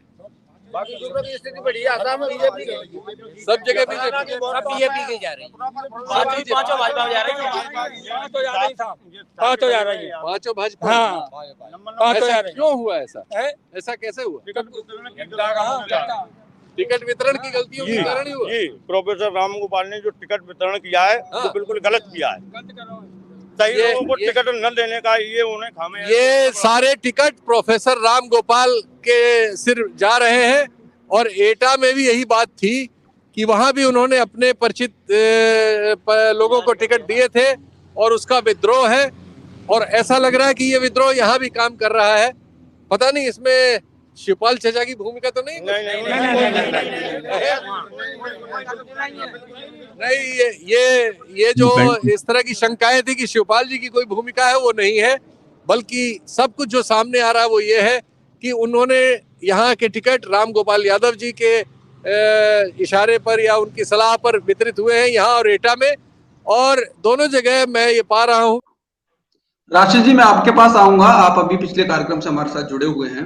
जैसा कि सतीश जी ने कहा कि सपा के संगठन में उनको थोड़ा सा बीजेपी की तुलना में वो चीज नहीं नजर आ रही है, वो उतने एक्टिव नजर नहीं आ रहे हैं। जहां जहां जाना चाहिए वहां जा भी नहीं रहे, जबकि भाजपा के 3-3 बार पहुंच जा रहे हैं। आपको संगठन में कुछ, सपा के संगठन में कुछ भाजपा की तुलना में कमी नजर आ रही है? वैसे तो कहा यह जाता है कि बसपा, सपा और बीजेपी यूपी में इनका काडर बहुत नीचे तक है, फैला हुआ है। आप म्यूट हैं। अंकुर सर, बात ऐसी है कि अगर आपको कहीं जाना है और आपको खटारा बस भी मिलेगी लेकिन वो मंजिल पे जा रही है तो आप उसमें बैठ जाएंगे अगर ऑप्शन नहीं है। अभी आलोक सर को मैं 3-5 महीने पहले सुन रहा था कोरोना काल के समय, तो अखिलेश यादव कहीं नजर नहीं आ रहे थे। और आज अखिलेश यादव ऐसा दिखाई दे रहा है जैसे लोग बता रहे हैं कि गठबंधन ने सरकार बना ही ली। तो ये मजबूरी है वोटर्स की, जब कोई ऑप्शन नहीं होता तो उसको चुनना पड़ जाता है। तो यहाँ पर अखिलेश यादव खुद एक्टिव नहीं थे, उनके कार्यकर्ता तो क्या एक्टिव होंगे। अब दूसरी बात आती है बात के साहब, भारतीय जनता पार्टी का काडर देखिए, मोहन भागवत जी का अभी थोड़े दिन 2-3 दिन पहले को आया, चूंकि इनके पास बड़ी सटीक सूचनाएं होती हैं। उन्होंने कहा कि आरएसएस का जो काडर है उसको बहुत मजबूत हो जाना चाहिए। वजह उसकी ये है कि ये पिछले पहले फेस में जो फर्स्ट फेस हुआ है, पिछली बार जो था वहां पर लगभग 65% से ज्यादा मतदान हुआ था। इस बार 60 मुश्किल से कूदा है। बिल्कुल साफ जाहिर हो गया कि 4% जो वोट कम हुआ है वो बेसिकली भारतीय जनता पार्टी का जो बुनियादी वोट है, जिसे हम अगला वोट कह सकते हैं देसी जबान में, वो कम हुआ है। इसी वजह से आरएसएस जागा और उसने कहा कि अपने अपने काडर को मजबूत करो ताकि वो लोग निकल कर आए। ये बात अलग है। भारतीय जनता पार्टी के लिए सुखद बात मैं बता दूं कि पश्चिम के अंदर जहां भारतीय बहुजन समाज पार्टी का वोटर जो लाभार्थी है, लाभार्थी जाट भी है लेकिन वो कमल को वो वोट नहीं दे रहा है, लाभार्थी मुस्लिम भी है लेकिन वो कमल को वोट नहीं दे रहा है, लेकिन बहुजन समाज पार्टी का जो वोटर है उसको ये मालूम पड़ गया कि बहन जी इतनी एक्टिव नहीं है, तो वो वोट जो है, मैं आपको बिल्कुल सच वो बता रहा हूं जो मैं जमीन पर घूम कर आया, कि वो भारतीय जनता पार्टी को जा रहा, तो शायद उसकी भरपाई कर दे जो 4% वोट अगला कम हुआ है। पहली बात। दूसरी बात अखिलेश जी के बारे में, तो इनके तो बारे में मैंने आपको बता दिया, ये तो 4 महीने पहले खुद एक्टिव हुए हैं और आज एंग्री यंग मैन की वो भूमिका निभा रहे हैं, लेकिन इनको वोट मिल रहा है। और अब तीसरे फेज पर मैं आ जाता हूं, सादाबाद से लेकर कानपुर तक, कानपुर देहात तक। देखिए, आप देखिए कि वहां पर कितनी जबरदस्त रैली हुई है कानपुर के अंदर। रैली से प्रियंका गांधी पे भी रैली हुई है, लेकिन क्या प्रियंका गांधी की पार्टी को वोट मिल रहे हैं या उनका, ये तो खैर वक्त बताएगा, लेकिन लगता यह है कि भीड़ से कुछ नहीं दिखता। और कानपुर में जितने भी दिग्गज मैं सुन रहा हूं वो भारतीय जनता पार्टी को एज दे रहे हैं, लेकिन वहां पर सबसे बड़ा जो निकली है रैली वो अखिलेश यादव की निकली है। लोगों के पास कुछ नहीं है। मैं एक छोटी सी बात सुनाता हूँ आपको। राजा दाहिर हुआ करते थे, लंबी बात नहीं करूंगा, छोटी बात कर दूंगा। उनके बारे में यह हुआ कि उनके पंडित जी ने यह कहा कि आपको दरअसल आपके बहनोई ही मार देंगे। तो वो बोले क्यों? कह रहे हाँ ये ज्योतिष कहती है। तो उन्होंने कहा फिर तरीका क्या है? ये मैं तारीखी बात बता रहा हूँ आपको जो लिखित में है। तो वो बहरहाल लंबी बात ना हो जाएगी। उनके पंडित जी ने कहा लोग आप अपनी बहन से खुद शादी कर ले, लंबी बात ना करके। उन्होंने कहा लोग यूं कहेंगे। लोग क्या कहेंगे? उन्होंने एक मोम का रुई का गोला, एक घोड़ा बनाकर एक सड़क पर रख दिया। वहां पर हंगामा मच गया, लोग आने लगे उस घोड़े को देखने के लिए। 1 हफ्ते के बाद उस घोड़े की हकीकत ये हुई कि लोगों ने, उन्होंने कहा राजा दाहिर से पंडित जी ने कि यहाँ आइए इस घोड़े को देखिए, एक बच्चा उसमें टांग मार रहा था।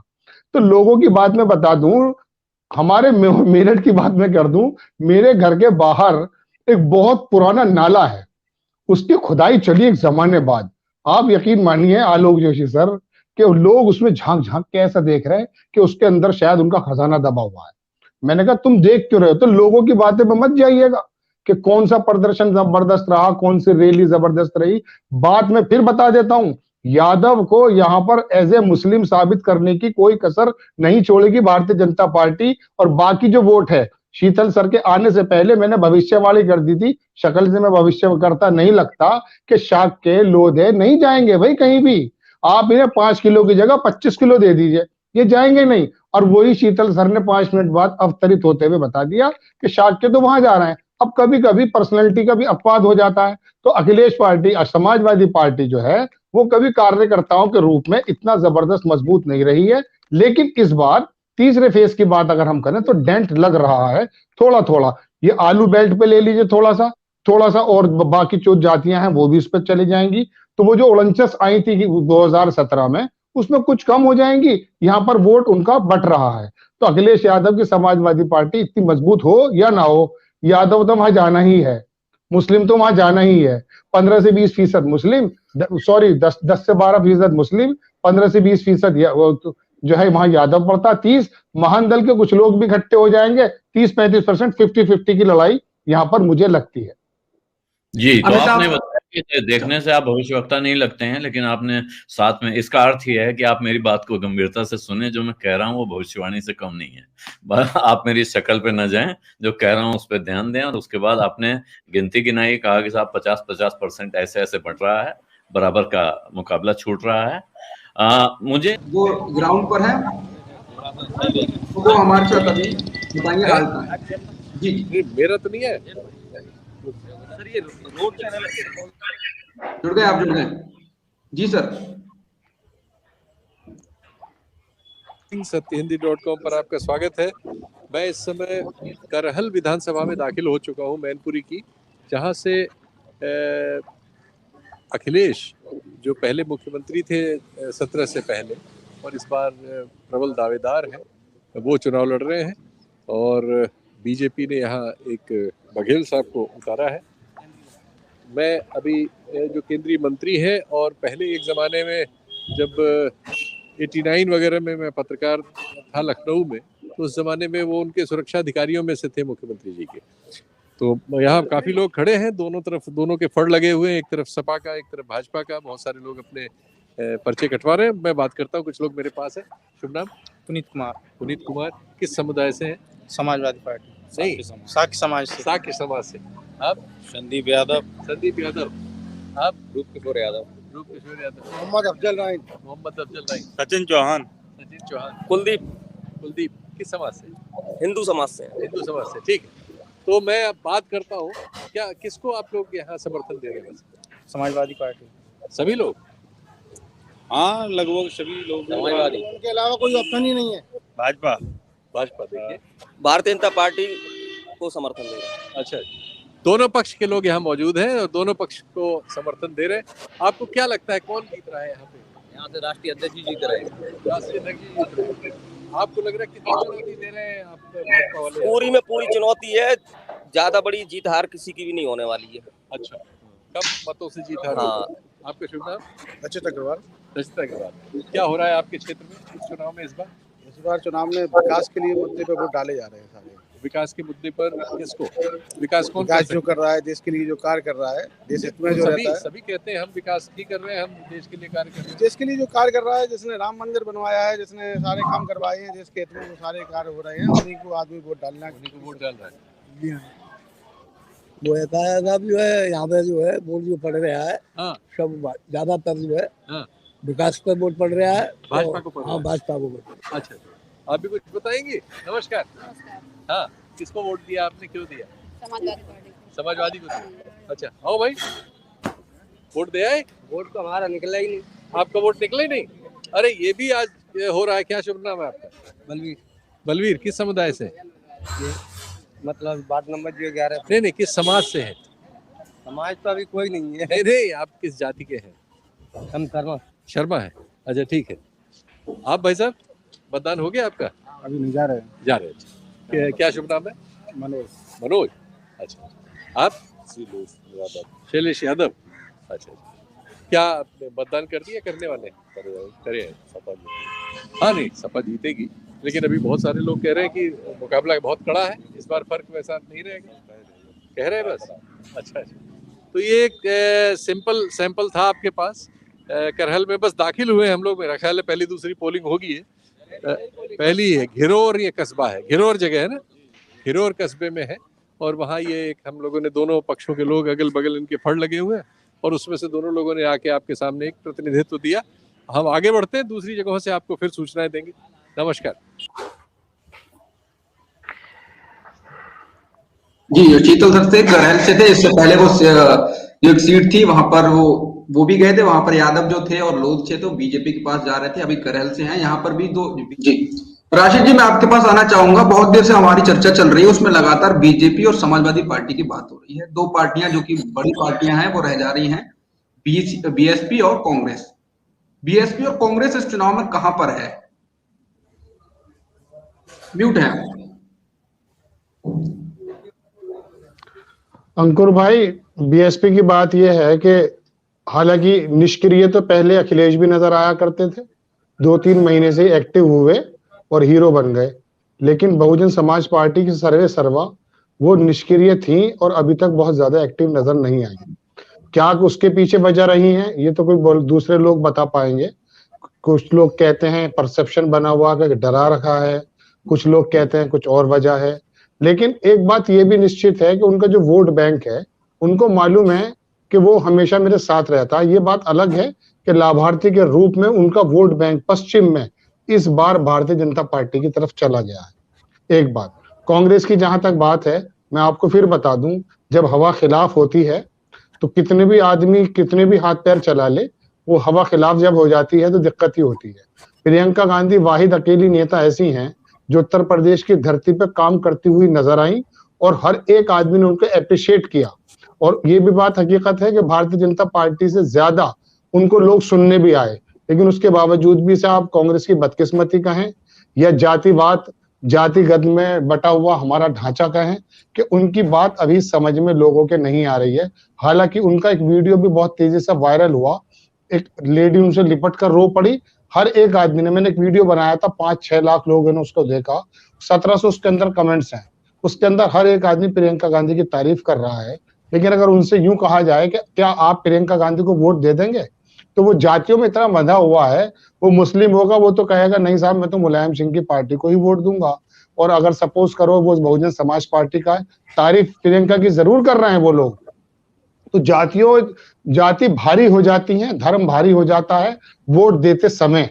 उस समय ही यही वजह है कि भारतीय जनता पार्टी जहां एक तरफ विकास की बात करने की बात कहती है, गुजरात मॉडल पेश करती है, लेकिन उसको मालूम है कि मुझे आना जिन्ना पर ही है, मुझे आना गजवाए हिंद पर ही है, क्योंकि ये वो नाजुक नस है कि जो बदली नहीं है पिछले 30 वर्षों से।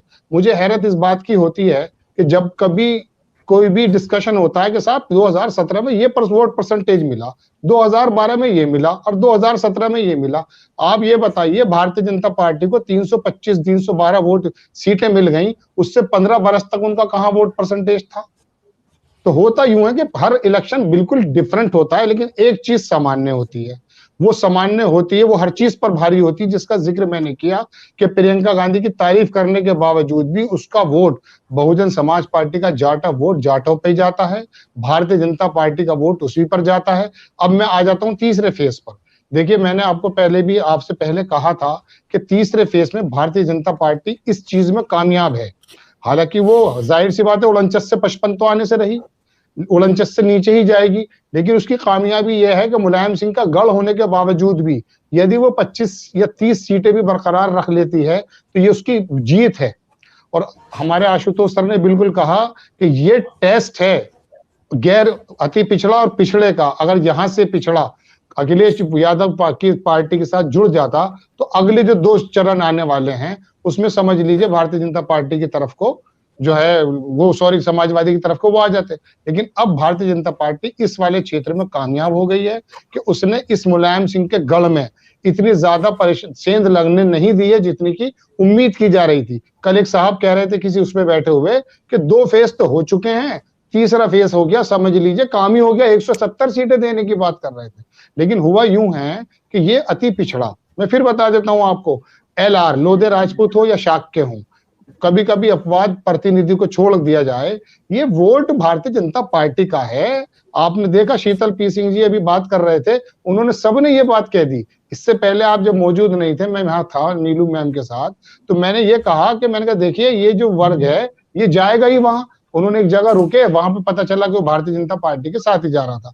तो कांग्रेस आई कितनी भी मेहनत कर ले, अभी जातियों में बटा हुआ है, अभी धर्मों में बटा हुआ है। और यही वजह है कि वक्तन फवक्तन हमारे मुख्यमंत्री जी हों या प्रधानमंत्री जी हों, जहां मौका लगता है पिछड़े का कार्ड खेल देते हैं, जहां मौका लगता है कह देते हैं विकास की बात हो जाती है। और एक उनका बेहतरीन ब्रह्मास्त्र है, वो है धर्म। जो मैंने आपको बताया वो जातियों में जरूर बटा हुआ। एक नुकसान जरूर है, अगला वोट, मैंने आपसे पहले भी कहा था, वो थोड़ा छिटका हुआ नजर आ रहा है, वो थोड़ा नाराज है। आधी लाइन की बात और कहूंगा, मुद्दे, कोई कह रहा छुट्टा जानवर, कोई कह रहा, देखिए मैं आपको बता दूं, सैकड़ों लोग नहीं हजारों लोग मर कट गए पलायन में, और उसके बाद बिहार में क्या रिजल्ट आया।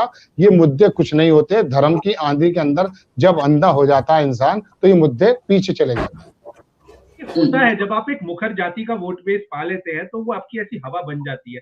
अंत में जब रिजल्ट आएगा तो पता चलेगा शायद कि पहले 2 फेज में चुनाव बराबरी करा, ऐसा हो सकता है। लेकिन अगर ये राशिद जहीर साहब, मुझे दूसरे शो पे मैं सुन रहा था तो इन्होंने एक बड़ी जबरदस्त बात बोली कि दूसरे फेज में मायावती जी का वोट बीजेपी को गया है लाभार्थी बनकर, क्योंकि उनको लग रहा है कि मायावती जी सीएम नहीं बन पाएंगी। देखिए, अगर वो नॉन जाटा दलित वोट है तो इसकी तो उम्मीद है, लेकिन अगर वो जाटा वोट है तो फिर ये एक बिल्कुल ही अलग गेम हो जाएगी। तो ये भी हो सकता है कि बीजेपी इतना खराब ना करे पहले 2 फेज में, लेकिन फिर भी एक ऐसी परसेप्शन बन जाए तीसरे फेज में आते हुए, तीसरे की समाजवादी ने अच्छा कर लिया तो फिर वो आगे पिकअप करता है, वो मोमेंटम फिर पिकअप करता है।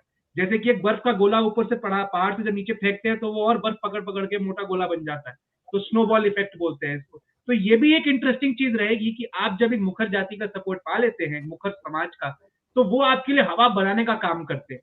तो ये भी एक फैक्टर इनके फेवर में जा रहा है। हो सकता है कि पहले 2 फेज इतनी एक तरफा ना हो, जो जमीन से रिपोर्ट है वो कॉन्फ्लिक्टिंग है, कोई लोग 50-50 भी कह रहे हैं।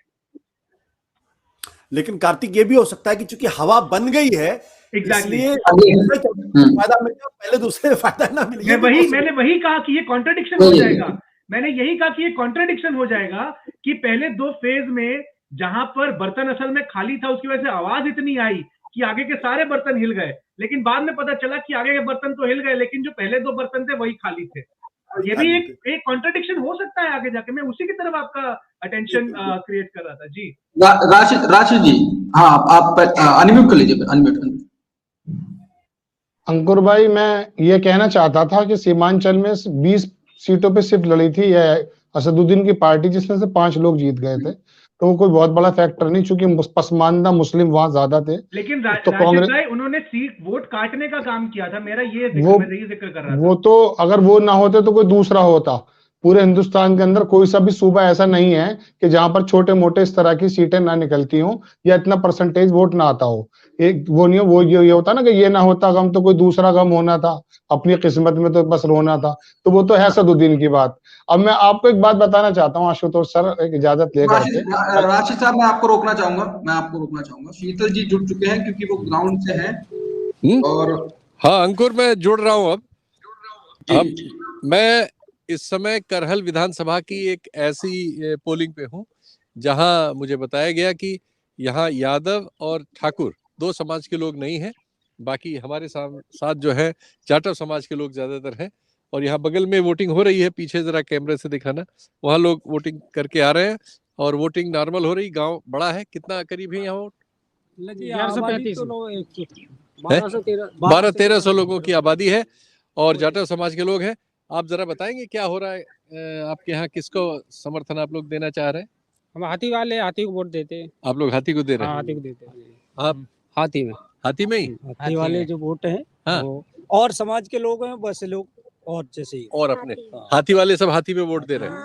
आप इस बार चुनावों में जो मुद्दे रहे, वैसे मेरा नाम भूपेंद्र है, मैं आगरा से वोट डालने आया हूँ। अच्छा, क्योंकि मेरा पैतृक गांव है, ठीक है। बात। तो इस बार जो चुनाव मुद्दे रहे, अगर भाजपा सरकार की बात करें तो सरकार ने जो वादे किए उनमें से एक वादा वो गिना नहीं पाए कि उन्होंने विकास का कौन सा कार्य किया। ठीक। जिन विकास की जो बात करते हैं वो विकास एक्चुअल में धरातल पर है ही नहीं। योगी जी अभी आज विधानसभा में आए, अगर वो कार से आते तो उन्हें उनका विकास नजर आता, क्योंकि सड़कों पर इतने गड्ढे थे शायद वो निकल नहीं पाते। वो हेलीकॉप्टर से आए और चले गए और करते विकास की बात। अगर वो गाड़ी से आते तो हो सकता है उन्हें अपना विकास नजर आता है इस विधानसभा में कि कितना विकास किया। क्योंकि ये विधानसभा एक ऐसी विधानसभा है जहाँ पर यादव बाहुल क्षेत्र है, ठीक है। दूसरे नंबर पर बीजेपी का भी सपोर्टर है, तीसरे नंबर पर बसपा के सपोर्टर है। बसपा अगर सरकार को सपोर्ट करती तो जो वादे किए थे 14 लाख देंगे, 2 करोड़ रोजगार देंगे, जिस महिला सुरक्षा की बात करते हैं सरकार, एनसीबी की अभी रिपोर्ट है 20 मिनट में एक बलात्कार होता है, 20 मिनट में। ज्यादातर तो किस लॉ एंड ऑर्डर की बात करती है, किन मुद्दों को लेकर चुनाव लड़ेंगे? तो आज हमारा जो सपोर्ट है वो ऐसे प्रतिनिधित्व की तरफ है जो लॉ एंड ऑर्डर को फॉलो करता है और लॉ एंड ऑर्डर की बात करता है। आइए आप लोगों से भी बात हो जाए, आ जाओ। कुछ महिलाएं भी वोट देके जा रही हैं, लेकिन तो पर्दा प्रथा है, बोलने में थोड़ा शर्म आती है। वो ले लो, फोटो ले लो। लोग कह रहे हैं कि आ जाइए, लेकिन देखिए उनमें तो खैर तो समुदाय के लोग बता रहे हैं कि उनको क्या क्या शिकायतें हैं सरकार से, वो सवाल कर रहे हैं, वो सचेत हैं और वो अपना जो हम लोग जानते हैं या इसके पहले हम लोग बहस करते रहे हैं कि बहुजन समाज पार्टी का जो मतदाता है वो एक मिशन के तहत उससे जुड़ा हुआ है और ज्यादातर जगहों पर वो वैसे नजर नहीं आता, लेकिन वो अपनी बात कहता है, पूरी ताकत से कहता है। आइए, नमस्ते, आपसे थोड़ी बात हो जाए। आइए। अच्छा रुक जाइए, हम ही आ जाते हैं वहाँ। तो आप लोगों ने वोट दे दिया सबने? सबने दे दिया। तो बहन जी को दिया है सबने? सब बहन जी को दिया है? आपने भी? बहन जी का क्या है चुनाव निशान? हाथी है। देखिए सबको पता है। चलिए, धन्यवाद आपको बहुत बहुत। तो देखिए वो जो समाज राजनीतिक रूप से सचेत किया है काशीराम जी ने, वो परंपरा बनी हुई है और वो जीते या हारे लेकिन वो अपना मतदान का प्रयोग भी करते हैं। और देखिए वो आगरा से आए हैं, बता रहे हैं वोट देने, और वोट आपने उसी में दिया है जी। देखिए तो ये अलग तरह का सैंपल है। का टुकड़ा है। हाँ। सरकार का वादा था किसानों की सुरक्षा करेंगे, आय दोगुनी करेंगे। पूरी 20 बीघा की फसल को सांड खा चुके हैं। ये देखिए ये सांड है और सांडों का इस खेत पे कब्जा है, ये दिखा रहे हैं। देखिए आराम से बैठे हैं, पूरा 20 बीघा सरकार के सब सांड खा गए। सब सांड खा गए। तो अगर ये बताइए, ये तो आपने ठीक कहा, लेकिन अगर बंट के आप लोग वोट करेंगे तो भारतीय जनता पार्टी जीतेगी? ना जीतेगी। नहीं जीतेगी? ना। हरा देंगे? बिल्कुल हरा देंगे। अच्छा। क्योंकि जिस साख के मौर्य सैनी समाज को उन्होंने एक धोखा दिया था कि केशव प्रसाद मौर्य को सीएम बनाएंगे, नहीं बनाएंगे। इस बार वो समाज अपने आप को ठगा महसूस कर रहा है। तो वो समाज कहाँ जा रहा है? बसपा के साथ है जी। लेकिन मैं गया आप था अपने पास की विधानसभा इटावा चले जाइए, विधुना चले जाइए। मैं एटा से आ रहा हूँ। एटा में मैं कुछ शाह के गाँव में गया था, मेरे पास वीडियोस हैं, लेकिन वो लोग तो भाजपा को वोट दे रहे हैं अभी भी। 100 में से 30 अगर देंगे तो उससे फर्क नहीं पड़ता।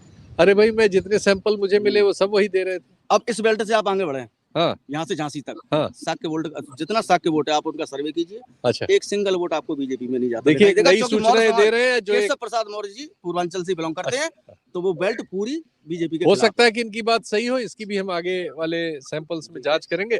फिलहाल हमने अभी एक ये जाटव समाज के गांव को चेक किया और पाया है कि वो अपने मिशन के तहत जहां ऑर्गेनाइज थे वहीं है। धन्यवाद आप सब लोगों का।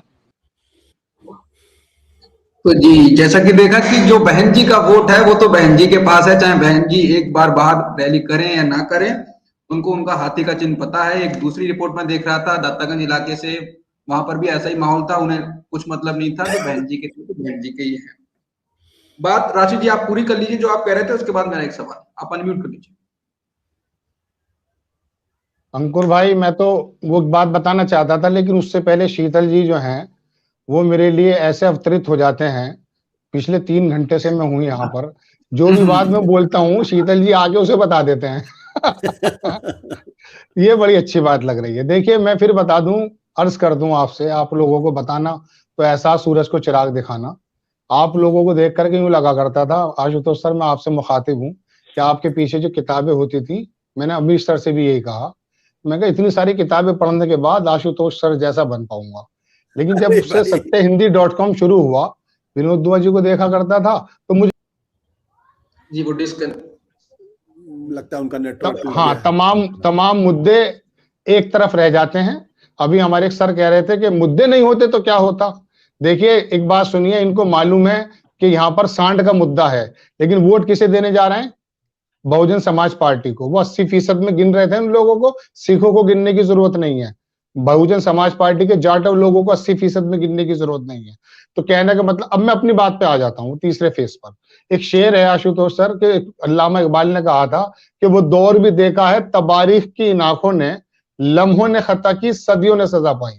एक गोली कांड जो करा दिया था कहीं मुलायम सिंह जी ने, तो इस पट्टी पे चूंकि मुस्लिम तो 10% है, तो यहाँ पर होता यह है कि भारतीय जनता पार्टी इतनी जबरदस्त पार्टी है, उनका थिंक टैंक, कि वो जहां पर मुस्लिम देखता तो वहां हिंदू मुस्लिम कराता। इस बार उनसे नहीं हो पाया, तो अब की बार उन्होंने यादवों को ऐसे दिखाने शुरू किया कि देखिए ये लोग अगर आ जाएंगे, तमाम थानों में ये आ जाएंगे। इस तरह का डर बिठाकर अति पिछड़ा और पिछड़ा लोगों का वोट पहले की तरह वो हासिल करना चाहते हैं, और वो 50% मेरी नजर में कामयाब भी हैं।